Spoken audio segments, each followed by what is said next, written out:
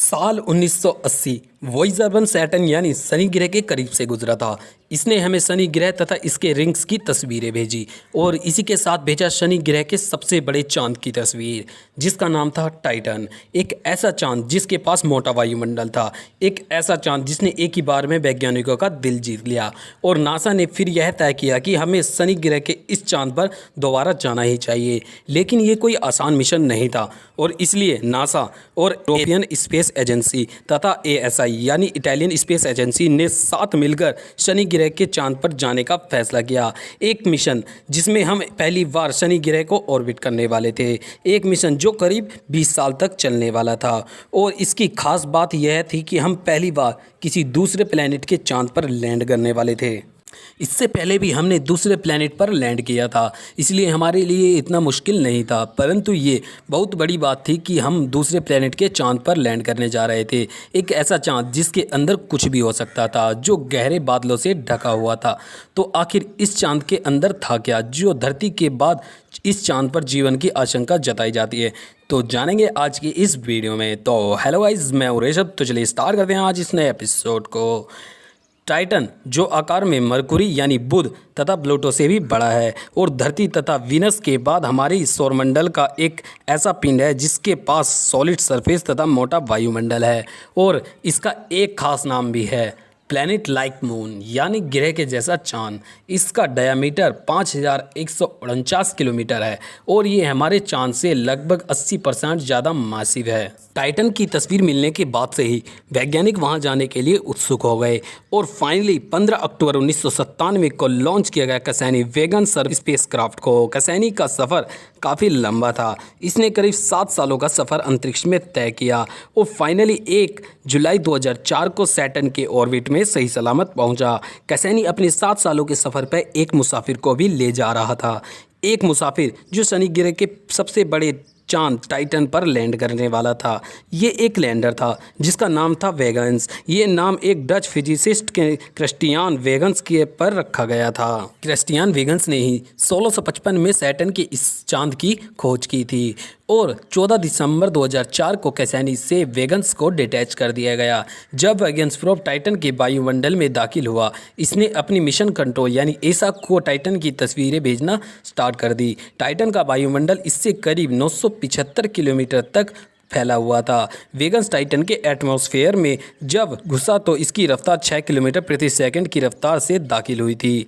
करीब 500 किलोमीटर की ऊंचाई तक इसे केवल धुंधली वायुमंडल ही देखने को मिलती है। वेगन का पैराशूट खुलता है और इसकी रफ्तार धीमी हो जाती है। जैसे जैसे ये नीचे की तरफ जाता है, तस्वीरें और साफ होने लगती हैं और हमें देखने को मिलते हैं छोटे छोटे पर्वत। और इसके द्वारा वेगन्स द्वारा तस्वीरों में हम नदियों के समान पैटर्न को भी देख सकते हैं, ठीक जैसा यहाँ हमें धरती को देखने को मिलता है। तो ये तो बहुत अजीब बात है, क्योंकि सूरज से करीब 1.4 अरब किलोमीटर दूर जहाँ यहाँ का तापमान 179 डिग्री सेल्सियस होता है, वहाँ ऐसे लिक्विड रिवर और ओशंस कैसे मौजूद हो सकते हैं? टाइटन का मोटा वायुमंडल बना है 98.4% नाइट्रोजन से, 1.4% मीथेन तथा 0.1% हाइड्रोजन गैस से। यानी धरती के बाद ही टाइटन के पास नाइट्रोजन का इतना रिच एटमॉस्फेयर है। अब वैज्ञानिकों के दिमाग में सिर्फ एक ही सवाल चल रहा था कि ये लिक्विड रिवर आखिर बने किस चीज़ से हैं, क्योंकि इतनी ठंड में पानी का लिक्विड फॉर्म में रहना लगभग नामुमकिन है। इस सवाल का जवाब छुपा है टाइटन के वायुमंडल में। टाइटन के वायुमंडल में हमें नाइट्रोजन के बाद मीथेन ही अधिक मात्रा में देखने को मिलती है। लेबोरेटरी एक्सपेरिमेंट के जरिए वैज्ञानिकों ने यह देखा, जैसे हाइड्रोकार्बनिक कंपाउंड इतने तापमान पर वही लिक्विड फॉर्म में रहते हैं, तो टाइटन की ये लिक्विड रिवर पानी की नहीं बल्कि लिक्विड मीथेन से बनी है। जी हाँ, मीथेन। टाइटन एक ऐसी जगह है जो देखने में बिल्कुल हमारी धरती की तरह लगती है, जहाँ पहाड़ है, नदियाँ हैं, समुंदर है। ये धरती से बिल्कुल अलग है। जब 14 जनवरी 2005 को जब वेगन्स टाइटन की ज़मीन पर लैंड हुआ, तब इसने में कुछ सेकंड तक ये तस्वीरें धरती पर भेजी। और क्या आप जानते हैं मार्स के बाद यही एक ऐसा पिंड है जो धरती से इतनी दूर है और इसकी सरफेस पर हम लैंड हुए हैं।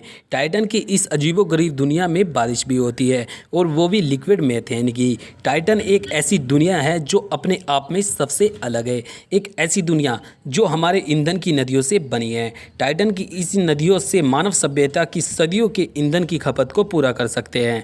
वैज्ञानिक ये मानते हैं कि शायद टाइटन के इन लिक्विड ओशियन में किसी प्रकार का अन्य जीव पनप रहा है जिसकी बनावट हमारी धरती के बिल्कुल अलग होगी। टाइटन की इन नदियों में किसी प्रकार के बैक्टीरिया पनप रहे होंगे जो वहाँ के वातावरण में आराम से रह सकते हैं, क्योंकि टाइटन एक ऐसी दुनिया है जहाँ ऑर्गेनिक कंपाउंड्स का भरमार है और यहाँ जीवन की संभावनाएं बिल्कुल हो सकती हैं। बस अंतर ये होगा कि इस शनि ग्रह के चांद पर पनप रहा जीवन हमारे लिए बिल्कुल एलियन होगा, अलग वातावरण की प्रजाति जो यहाँ धरती के मुकाबले बिल्कुल अलग होगी।